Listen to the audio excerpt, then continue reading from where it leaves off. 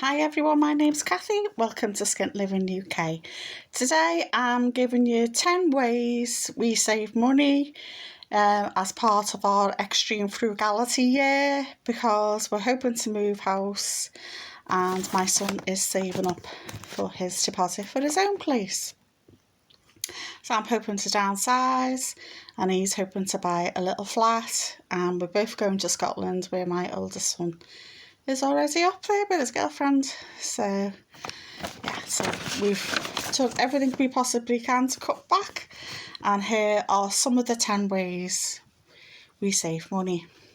Number 1, we wear heavy items like jeans, jumpers, hoodies, fleecy tops like this. We wear them for a few days. We don't wear them once and put them in the wash. We wear them for a few days. This saves on washing, this saves on energy, and this makes your clothes last longer. Obviously our underclothes we wash regularly, but the things that go on top, we wear them for a few days. Number 2, we buy things in the opposite season. So like in the summer, we will buy winter things like jumpers, fleeces, hoodies, and in the and vice versa. In the winter, we will buy summer stuff like t-shirts and tops. So that way they are cheaper. Often there's a sale on. Often you can find vouchers or codes and a discount. If you get them, say like on eBay, there's always like a summer offer or something like that with so much discount off. So this saves a raft of money. Number 3, obviously the obvious one that everyone says, buy quality, not quantity. So buy good quality clothes. Hopefully they buy a bit longer. These days quality of everything is rubbish. So I think it's best to have a look in the shop sometimes for certain things if you're buying something expensive like a coat, because it might look great online and then when it arrives it's rubbish. Okay, you can send it back, but all the hassle of it, isn't it? Number 4, don't buy full price. I always leave it in my basket and wait to see what offers come up, what codes come up, what discounts come up. Some sellers, like if you're on eBay, they'll give you a discount for multiple purchases. So basically, yeah, wait for a sale, wait for free delivery.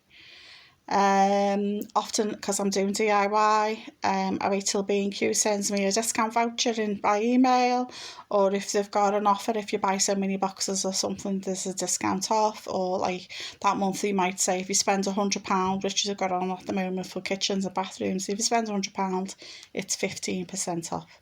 So I always wait for offers and always look for free delivery as well.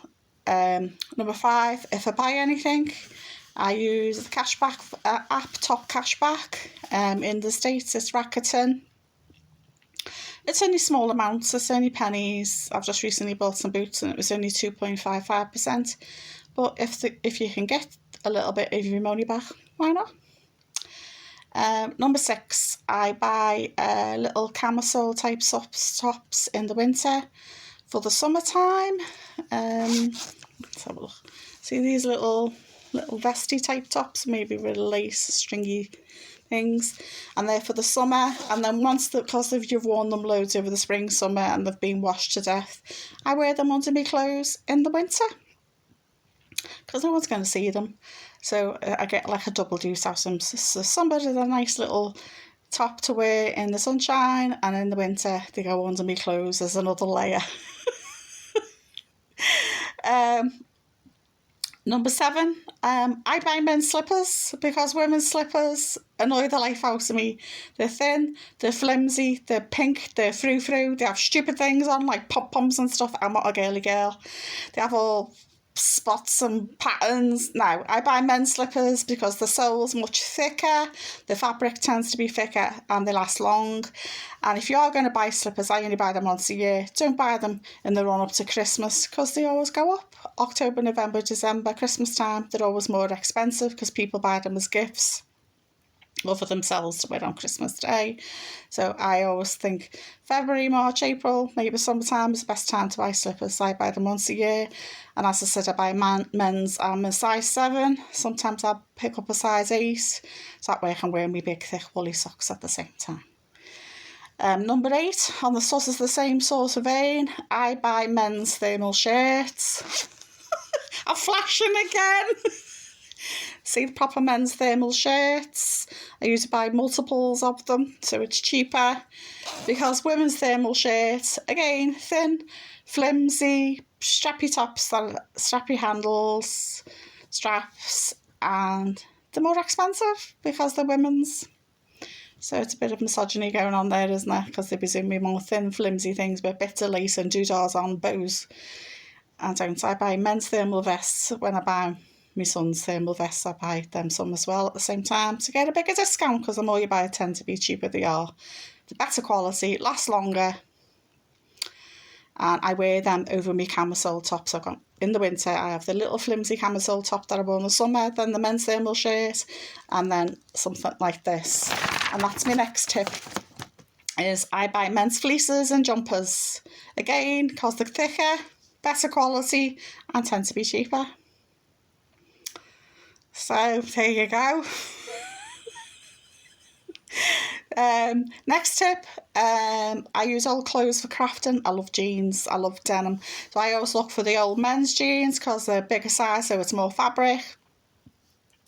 The older jeans tend to be thicker denim. New jeans now tend to have elastane in, stretchy. I prefer the older stiff jeans, and the old ones tend to be like your pound. You can pick them up for like £1 sometimes, £1.50. So great for crafting. T-shirts, old t-shirts, cotton t-shirts are great for cleaning your windows, wiping down your work surfaces. And I love old towels and tea towels because they're great. You cut them up into little cloths, and they're great for mopping up DIY jobs if you're doing a bit of painting or tiling, or you're cleaning up your mess after, because you can just chuck them in the bin and not think about it. So yeah, old clothes are great for crafting, DIY and householdy type jobs.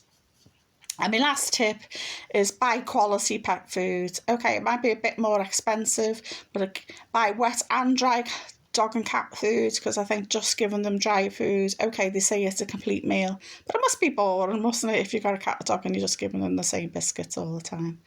So I buy quality pet food. Well, I think it's quality because it'll keep them healthier, they'll live longer, and hopefully you'll have less visits to the vet, because the going to the vets these days is punitively expensive.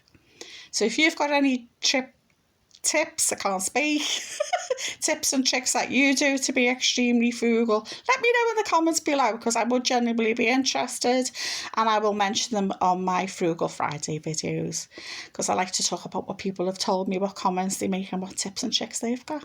So thanks so much for watching, and let me know what you think in the comments below, and if you could be so kind, please like, share and subscribe.